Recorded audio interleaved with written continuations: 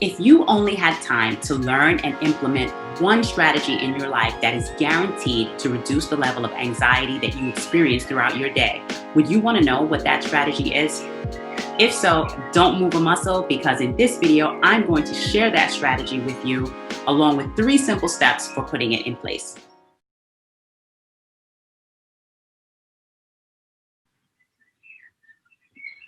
Greetings and welcome. I'm Dr. Nicolette James, your self-care and self-development coach, and I truly appreciate you investing your time with me in the pursuit of caring for and developing a healthier and happier you.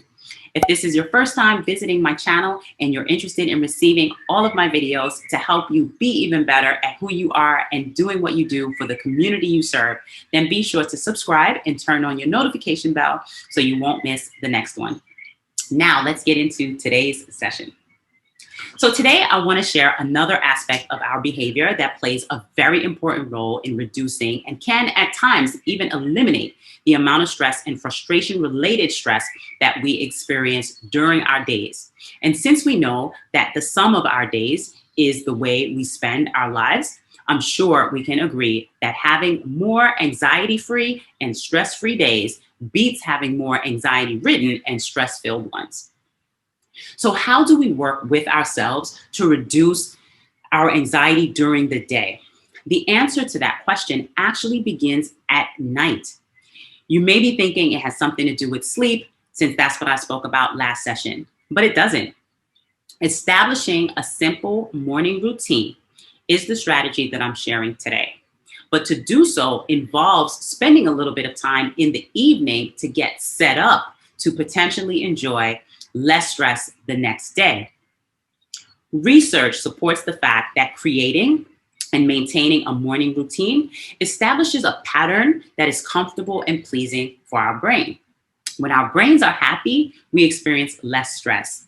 Sometimes we actually want to disrupt this feeling and break out of it in order to expand and grow our comfort zones. But for our purposes, we intentionally want to create that pattern.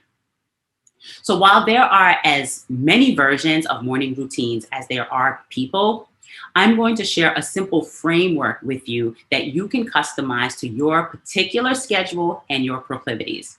As always, I want to make a distinction between simple and easy. Simple means uncomplicated and easy to understand. Easy means exerting very little effort or none. So while what I'm sharing with you is easy enough to understand, you are going to have to put some effort into doing what I suggest. However, the results, having less stress and more inner reserves to draw from, are well worth it. So step 0, and I'm starting with step 0 because before you even do anything physical, it starts in the mind, and it starts with commitment. Establishing in your mind that you are going to do this for yourself so that you will experience a better quality of life, not only to better serve the communities that you are passionate about educating, leading, or problem solving for, but for you because you deserve it. I find it difficult to deal with the challenges of the day when my morning is chaotic or just starts off on a bad foot. So in session 2 of this series, I shared one of my secrets to a less stressed day, and that is step 1. Step 1 is planning and preparation. As an avid planner, designer and creator of planners, being planned is my number 1 strategy for stress reduction, and it applies in so many different places across life. There are always going to be unexpected events and circumstances that we will encounter that we cannot control, that we cannot plan for, and we have to allow for that because that's life. However, if we strive to meet and to account for the other half of things that we can control, that's already a win in terms of reducing anxiety. So what can we plan and prepare for the evening before? Well, we can start by planning our outfits. I know it sounds really easy, and that's because it is. We can plan our outfit for the next day from head to toe.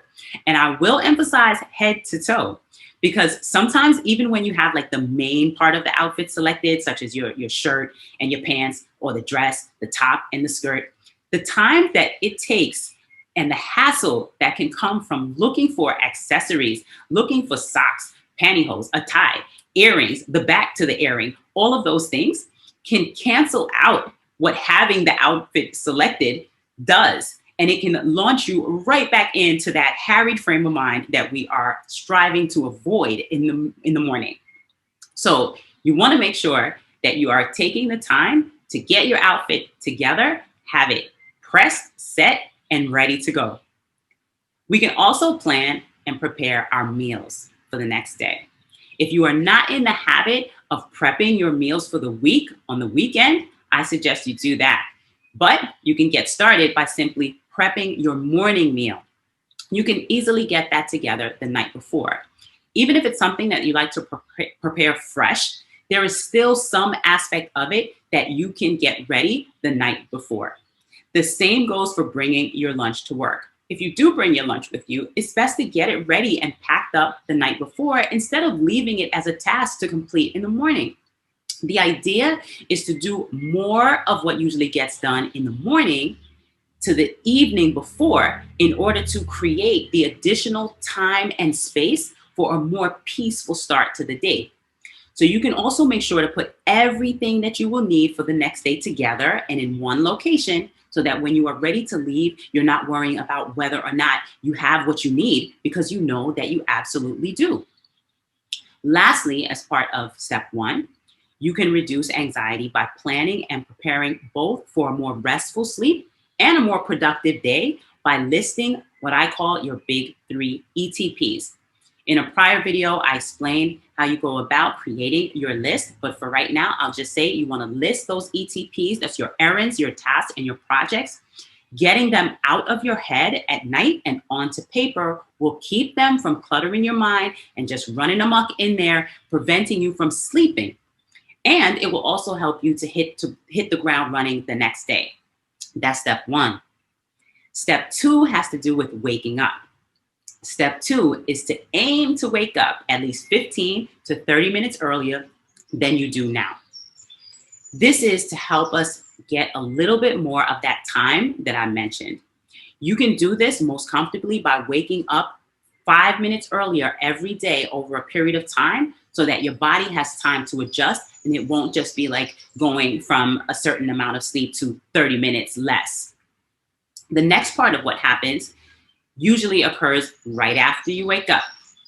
For many of us, whether you wake up with an alarm or without one of the first things we do automatically now is to reach for our cell phones. I want to implore you to resist the temptation to do that in the effort to start your day more intentionally by actually starting with more intention.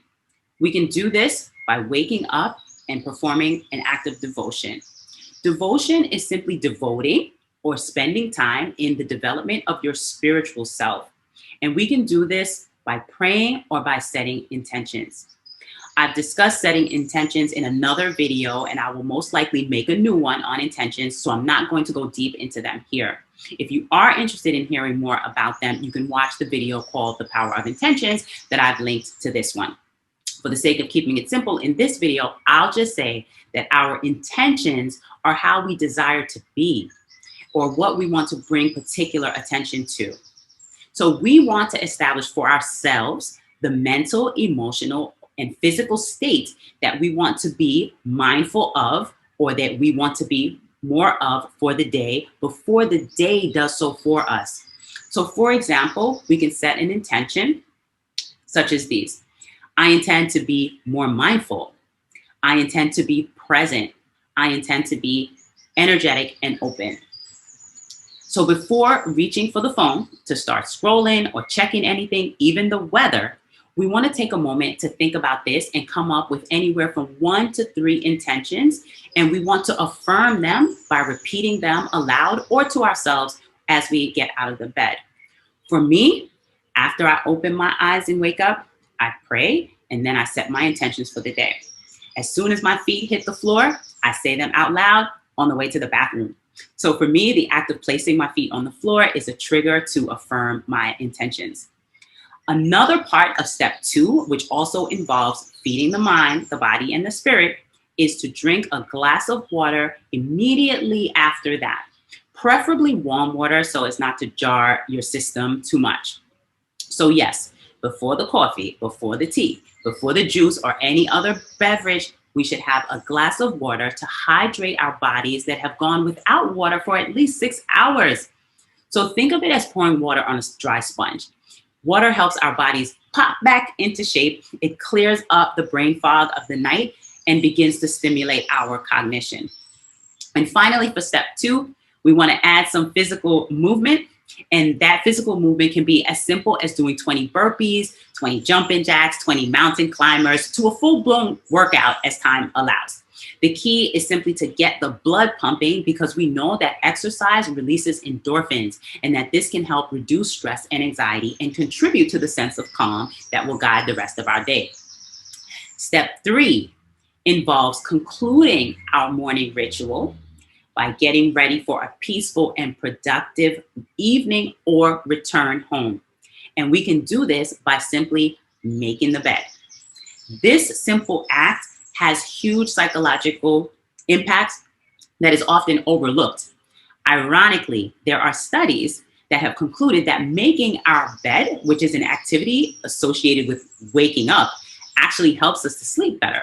But for the sake of this topic, I will share that making our bed can also increase our sense of self-efficacy or our sense of competence, as well as our overall sense of confidence, which doesn't even relate to making the bed, but it translates into other areas of our lives. And that's step 3.